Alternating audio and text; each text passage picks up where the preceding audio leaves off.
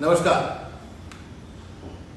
देश में बहुत सारी घटनाएं घट रही हैं, लेकिन आपके पास क्या वो खबरें पहुंच रही हैं? क्या आपको देश की जो प्रमुख मीडिया है आपको सच्ची खबर, सही खबर दिखा रही है, बता रही है? बिल्कुल नहीं बता रही है। आपको जानकर हैरानी होगी कि पहलगाम में जिन आतंकवादियों ने हमला किया था, निर्दोष नागरिकों की हत्या की थी, उनके जो स्केच जारी किए गए थे वो नकली था। मतलब जो आतंकवादियों की तस्वीर बताई गई थी कि इन आतंकवादियों ने हमला किया है, वो उस स्केच में नहीं है। इंडियन एक्सप्रेस अखबार ने कल एक रिपोर्ट प्रकाशित की, उसके मुताबिक जिन आतंकवादियों ने जो हमला किया था वो उनकी तस्वीर नहीं है, और जो स्केच में जो तस्वीर बनी थी उनकी तस्वीर थी जो किसी आतंकवादियों के फोन बरामद होने के बाद उसमें सुरक्षा बलों को हाथ लगी थी। मतलब धोखा, हर जगह धोखा, हर तरीके से धोखा। खबरें और भी हैं। खबरें ये भी है कि ईरान और इजराइल के बीच में जो युद्ध हो रहा है उसमें भारत की स्थिति क्या है, देश जानना चाहता है। देश के नागरिक इस बात से हैरान हैं या परेशान भी है कि वो किसका साथ दे। लेकिन हमारी फॉरेन पॉलिसी पहले जो थी वो ईरान के साथ भी थी, अच्छे ताल्लुकात थे, बुरे वक्त में हमें तेल का उपलब्ध कराया था, और इजराइल भी हमारा एक तरह से कूटनीतिक पार्टनर रहा है। तो युद्ध के ऐसे हालात में जो विदेश नीति कहती है या कूटनीति कहती है कि हमें तटस्थ रहना चाहिए, और खासकर तटस्थ कैसे रहेंगे जब देश की मीडिया एक तरफा दिखाएगी, एक तरफ झुकाएगी आपको, वही तस्वीर दुनिया के सामने दिखाई पड़ती है और दुनिया उसी को समझती है कि देश का जो स्टैंड है वो किसके साथ है। एक और खबर आपको बताएं, चुनाव आयोग जिस पर जिम्मेदारी होता है कि वो स्वच्छ, निष्पक्ष और लोकतांत्रिक तरीके से चुनाव करवाए, वो चुनाव करवाने के बजाय, मतलब चुनाव निष्पक्ष कैसे हो, जनता का विश्वास कैसे उस पर और ज़्यादा भरोसा हो, उस पर कोई काम नहीं कर रही है।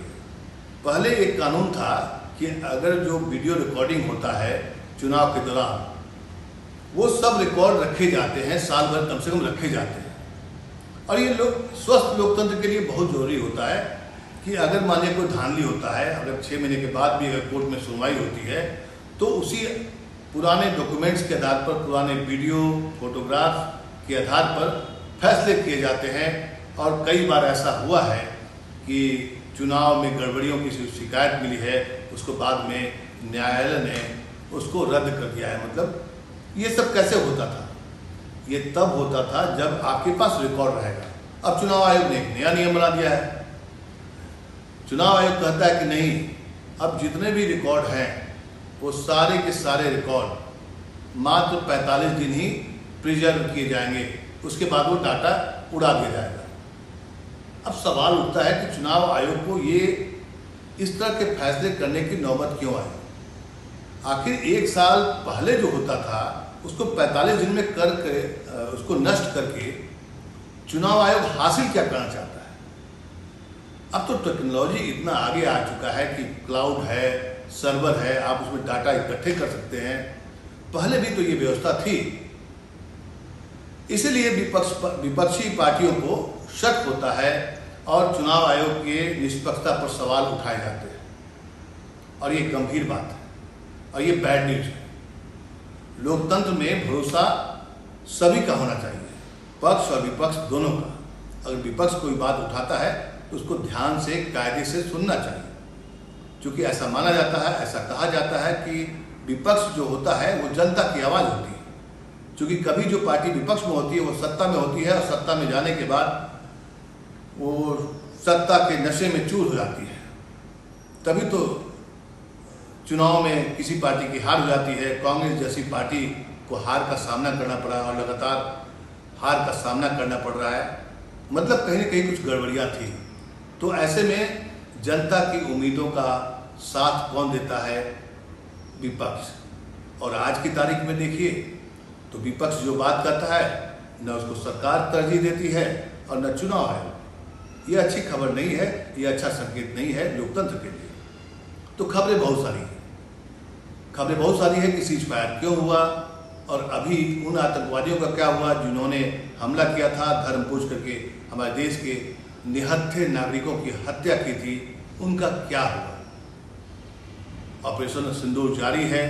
ऑपरेशन सिंदूर से क्या हासिल हुआ ये देश को बताया जाना चाहिए था। आधिकारिक तौर पर प्रधानमंत्री को खुद आकर बोलना चाहिए, लेकिन ये सब बातें आपको नहीं मालूम पड़ेगी, नहीं जानकारी मिलेगी। ये एक खतरनाक संकेत है, लोकतंत्र के लिए अच्छी बात नहीं है। तो खबरें बहुत सारी है। इंडिया लाइव में हम आपको कुछ खबरों को बताते हैं।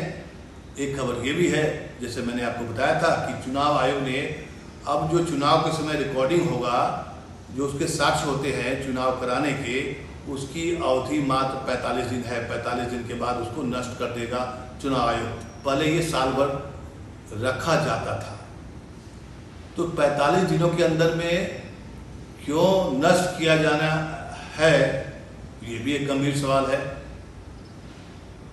ये सवाल, इन सवालों का सही विस्तार से अगर कोई जवाब दे तो सच सामने आएगा, लेकिन सच को बताना आजकल बहुत बड़ी चुनौती हो गई है। इंडिया लाइव में जुड़े रहिए और इसी तरह की खबरों का इंतजार करिए। नमस्कार।